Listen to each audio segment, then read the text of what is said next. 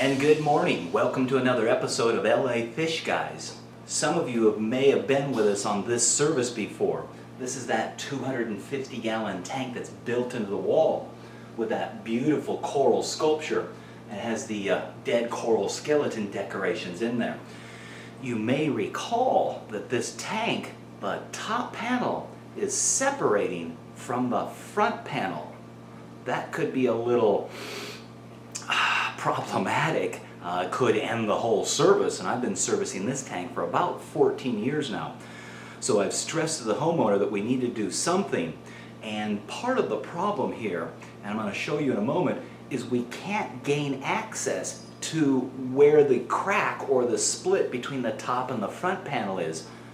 So we're going to be a little clever here, and we're going to attack this in a similar manner as to how they rescued those miners down in Chile.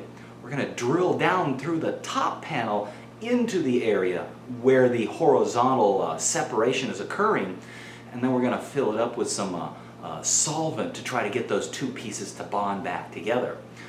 This isn't a solution to the problem, it's just a band-aid remedy, because the reason it's starting to separate is there's a lot of pressure there on those panels and they're wanting to bow out. And again, this tank's 14 years old. So what we're doing is a band-aid repair, because I don't have a way of strengthening the tank. I'm just going to go in there and repair what's slowly beginning to separate. So let me show you what we've got going on here. This tank being built into the wall is surrounded by this beautiful wooden paneling. One of the things the carpenters did that was quite slick was to install tot locks. They're basically invisible magnetic latching mechanisms that allow these panels above and below the aquarium to easily come off. This is how we gain access not only to the filter system, but to the top of the tank for servicing as well.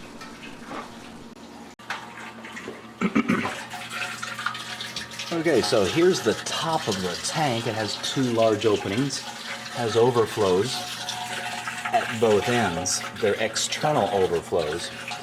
And you can see here, this is the top panel here, and it sits on top of the front and the rear panel. And you can see right there is that white band, which is an indication that the two panels have separated from each other. Now previously I had glued on the underside of this some supports, and they seem to have slowed down and almost stopped that separation, but at this point it's now getting to where it's just getting a little too close, and I think I really need to do something. And the problem, or the trick is how do you get to where that separation is?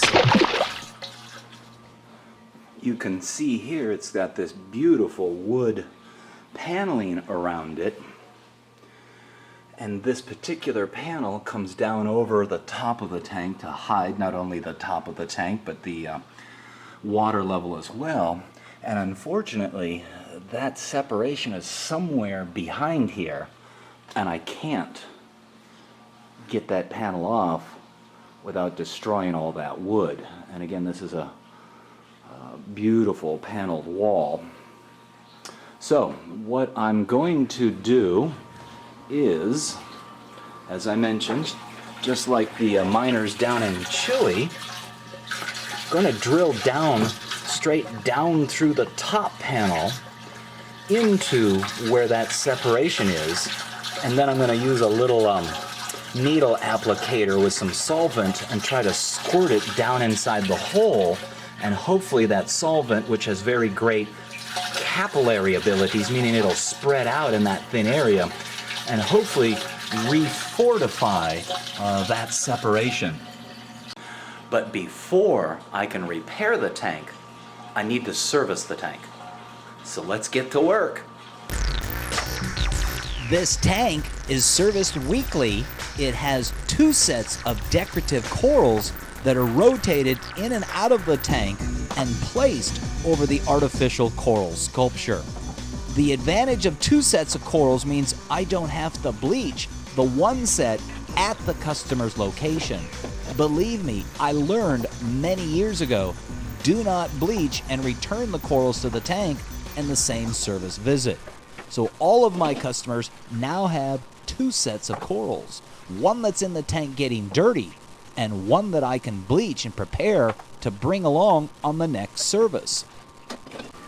Because of the size and depth of this tank, we have to use the pad on the long handle to reach down into the bottom, and that's how we're going to clean the algae, or at least one of the 2 ways that we're going to clean the algae off the viewing panels. The alternative would be to use the aquarium cleaning magnets, but I don't think I need to bring those out yet because I don't think the algae is that bad yet, and this should take care of the job.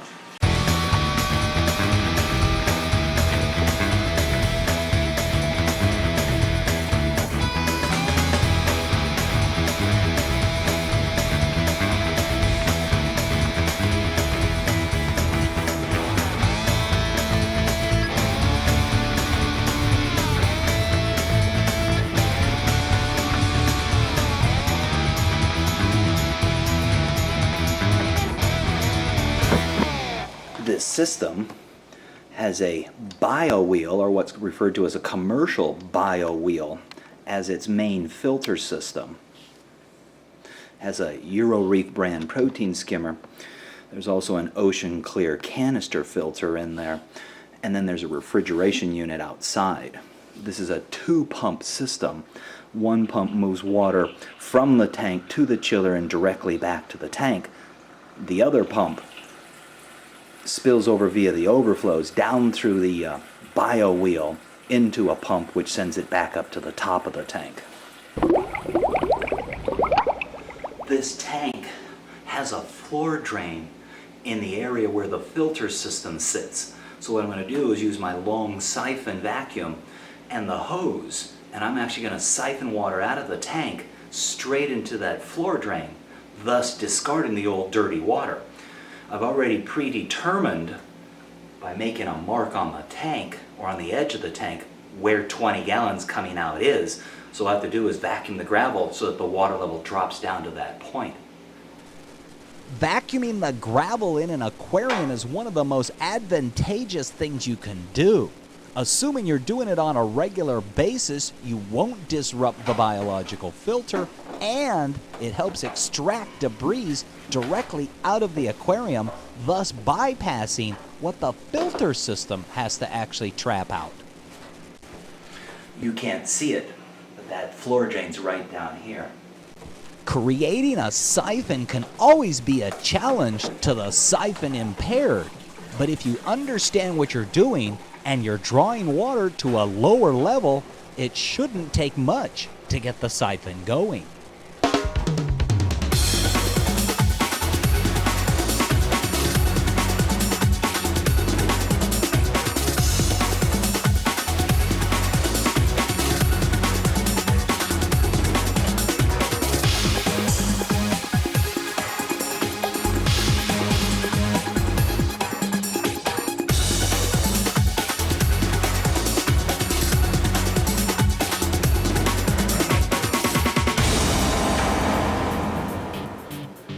So we've just finished vacuuming the gravel in this built-in 250-gallon aquarium system. Make sure to come on back for part 2 as we add the water and the decorations back in, and then make that repair in that crack or separation on the top of the tank.